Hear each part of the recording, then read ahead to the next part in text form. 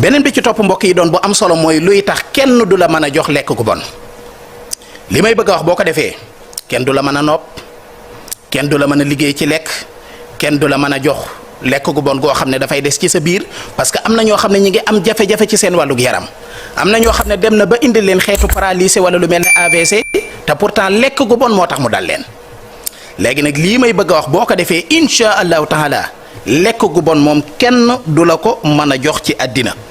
même bu la ci nit ki woowoon kaay jëfandikoo te fekk muy lekk gu bon yàlla xam na ne doo jóg.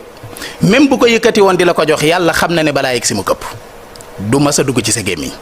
kon loolu mën naa bàyyi xel, mën naa bàyyi xel, ngeen bàyyi ci xel bu baax, xam na solo. léegi nag kon da ngay bind sóoratul xadri muy inna ansalnaahu fii laylatil xadri nga bind ko ba ca salaamun ga. salaamun googu nag da nga koy baamu 7 fois juróom-ñaari yoon da ngay yem foofa nag. salaamun googu foofa ngay yem nga daal di koy tëje sallallahu ala muhammadin moom nga koy tëje. boo noppee wutal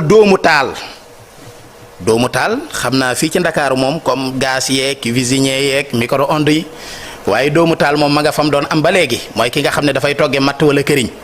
léegi nag doom boobu nga xam ne mooy bàyyi koo ci matt mi mbaa këriñ li, doom boobu ca ngay wut dara. boo wutee doomu taal bi nga tàngal ndox def ci saafara si, def ci doomu taal bi ba sa gémmiñ ñeme ko nga daal di ciy naan ci. waaye képp kuy sa njaboot wala sa soxna wala koo yilif wala sa waa kër wala ku la neex ñoom ñëpp mën nañ cee naan. bu soobee suñu borom képp ku mu dugg ci sa gémmiñ lekk gu bon ñam bu bon bu mu fekkoon ci sa biir dana ko dindi, waaye rax ca dolli itam kenn dootu la mën a joxate ñam bu bon ci àddina.